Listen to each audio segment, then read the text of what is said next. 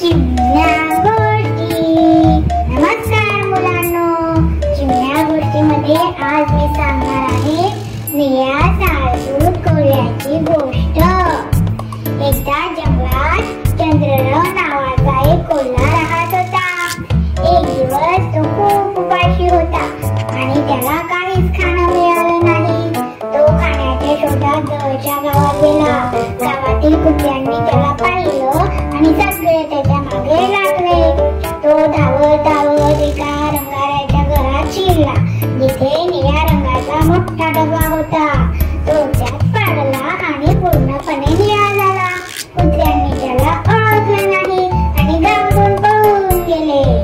नंतर तो परत जंगलात गेला। तिथेही सर्व प्राणी त्याचा निळा रंग पाहून घाबरले आणि म्हणाले, हे कोण नवीन प्राणी आहे? कोल्ह्याने संधीचा फायदा घेतला आणि म्हणाला, मी ब्रह्मदेवाने स्वतः तयार केलेला प्राणी आहे। मला या जंगलाचे राज्य दिले आहे। सर्व प्राणी त्याच्यावर विश्वास ठेवतात आणि त्याला राजा मानू लागतात। सिंह आणि वाघ त्याच्यासाठी शिकार करत आणि तो सगळ्या प्राण्यात आनंद वाटत असे। पण एक दिवस काही कोल्हे दूरवर कोल्हेकुई करत होते।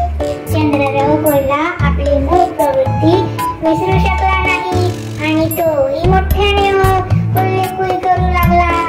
सर्व प्राणी हे पाहून समजले की हा एक सामान्य कोल्हा आहे आणि त्याने त्यांना फसवलं आहे। सगळ्यांनी मिळून त्याला चांगलं चोपलं, चांगलं मारलं।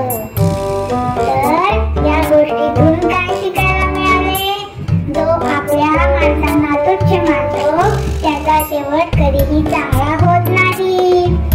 तर मुलांनो, कशी वाटली गोष्ट? आवडली असल्यास लाईक, शेअर आणि सबस्क्राईब करायला विसरू नका। धन्यवाद।